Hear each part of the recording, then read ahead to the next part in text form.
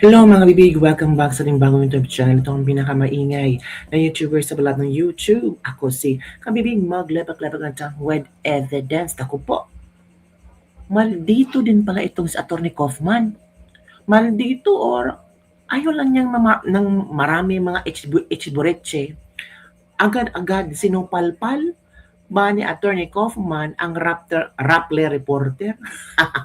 Pinakain ng alikabok ni Atty. Kaufman ang Rappler reporter. Kasi itong Rappler reporter, masyadong taklesa. Gusto talaga yung tanongin kung bakit daw si Kaufman palaging minimension ang mga media sa ICC, yung hearing of charges. Si Kaufman, of course, dinipensahan niya. Si Duterte, sabi niya, kayo nga, palagi nyo sinisiraan si Duterte. Pahiya! Nag-walk out ba? Kung ako yung reporter, mag-walk out. Pahiya ako. Diba? Sa lahat, ang Rappler talaga ang nagtanong. Kasi gusto mong pabida, paepal-epal. Well, normal lang naman yan sa mga reporter kapipig kasi gusto lang makuha ang sentimiento ni Atty. Kaufman. Ang mga media din ay curious din mga kabibig kung bakit ganun ang paningin ni Kaufman. Bakit sabi ni Kaufman nga, huwag kayong maniwala sa media sa Pilipinas. They parang giniba nila ang istorya, baguhin ang istorya.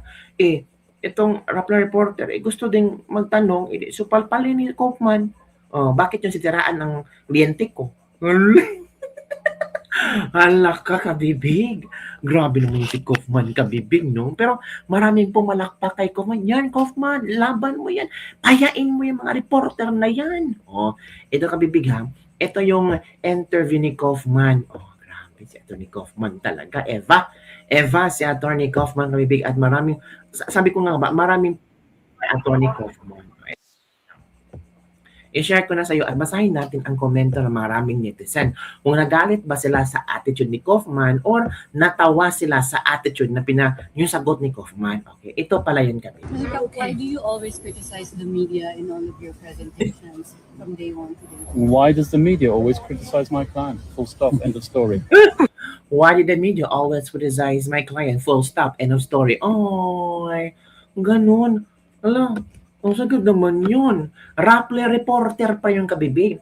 Rappler reporter na supalpal ni Atty. Kaufman. Again, ang saya pakinggan. Sana ganito yung mga yung mga politiko, yung mga politikong like VP Sara, sana ganito ka. Pilosopuhin mo yung ibang media na alam mong bayaran. Diba? Ito. Why do you always criticize the media in all of your presentations from day one to day one? Why does the media always criticize my client? Full stop, end of story. Next question. Parang may tumawa doon na. Ito ang komento. Boom! Sa poll. Full stop, end of story. Next question. What a clever, sharp, and hit the target. Brilliant, Atty. Kaufman. Good job. It likes a knockout punch. Boom! Back to you. What that really from Rappler Miss International Papa goes to kakahiya. Boom sa pool. Yan kabibig, di ba? Knockout talaga. Media sa pool kayo na back to you. Good job, Atty. Kaufman. Excellent answer. Basag ang nagtanong. I wanna master this kind of response. So witty. Ang talino daw ni Kaufman. Sana VP Sara, ganito yung pag-answer mo. Bakit kayo, VP Sara, bakit mo palaging inaaway si Claire Castro? VP Sara, inaaway ko ba siya? Full stop, end of story. Next question. Ganun ba? Mga ganun, in your face ka ng pala Rappler reporter. Pahiya. Yun ha. Yun ang nangyari sa Rappler reporter. Diba? Nakakahiya naman yun talaga, kabibig.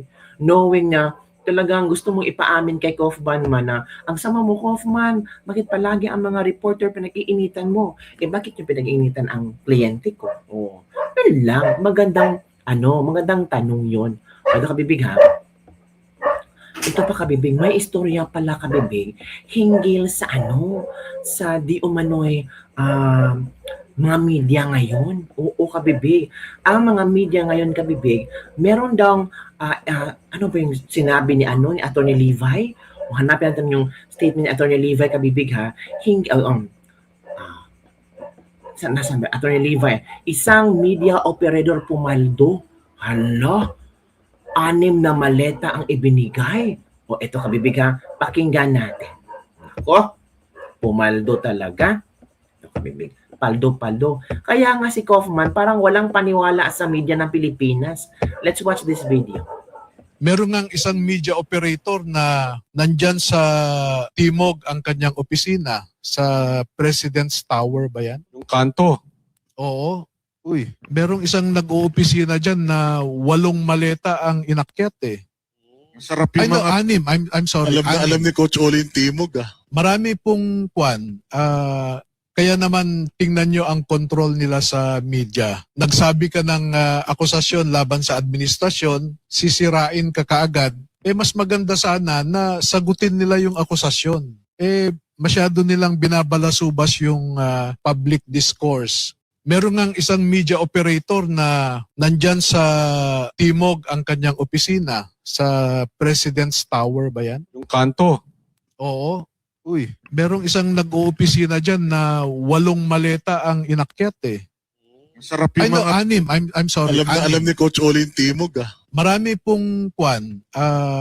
Kaya naman tingnan nyo ang control nila sa media. Nagsabi ka ng akusasyon laban sa administrasyon, sisirain ka kaagad.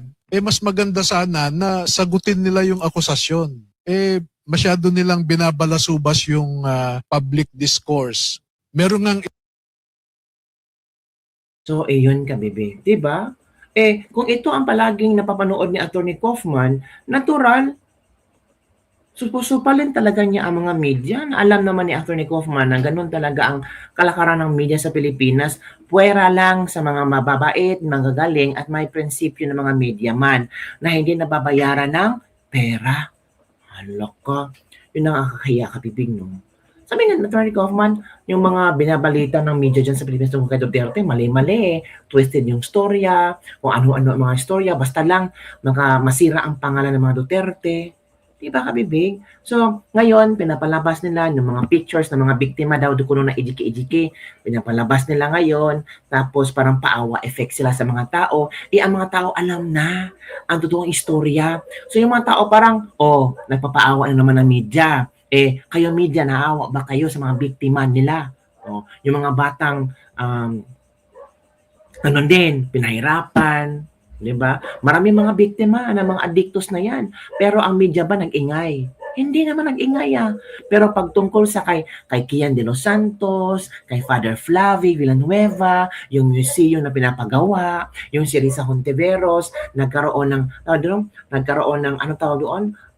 Sa Senado o sa Senate building pumunta si Risa inilagay niya yung mga kung ano-ano na mga sa EJK media pinag-usapan talaga yon pero kinagat ba ng tao ang mga tao sabi wow ganun na ba kahalaga ang mga addictos ganun na ba ang mga kahalaga tapos nagpaano pa sila ng monumento ni Kian monumento ba yon or ano bang ginagawa na nakakahiya talaga. Diba? Pero may mga media man naman talaga Kabibig na talagang they're doing their job, they're doing their best na magbigay ng totoong balita at hindi ito scripted, hindi edited, at the same time, alam nila kung ano ang tama at mali.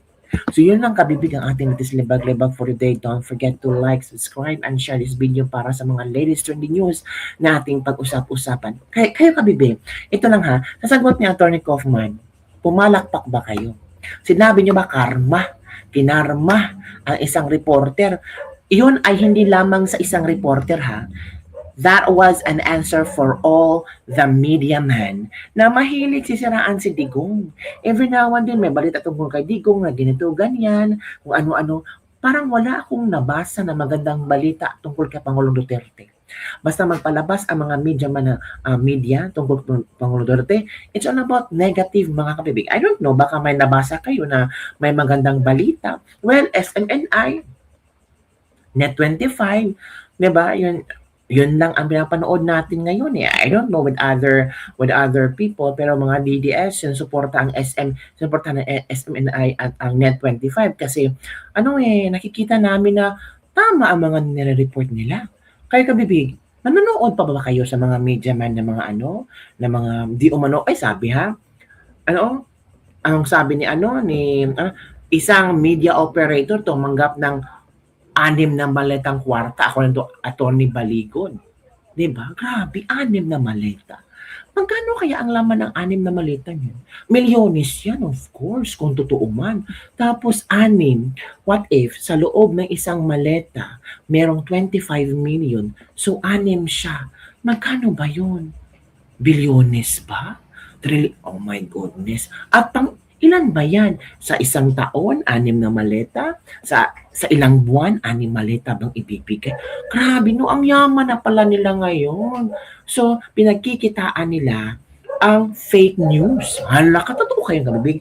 Yun lang kabibig. Don't forget to like, subscribe, and share this video. But I'm sure yung ibang media naman ay talagang dedicated sa kanilang trabaho at committed to give good news, real news, at hindi fake news. Bye!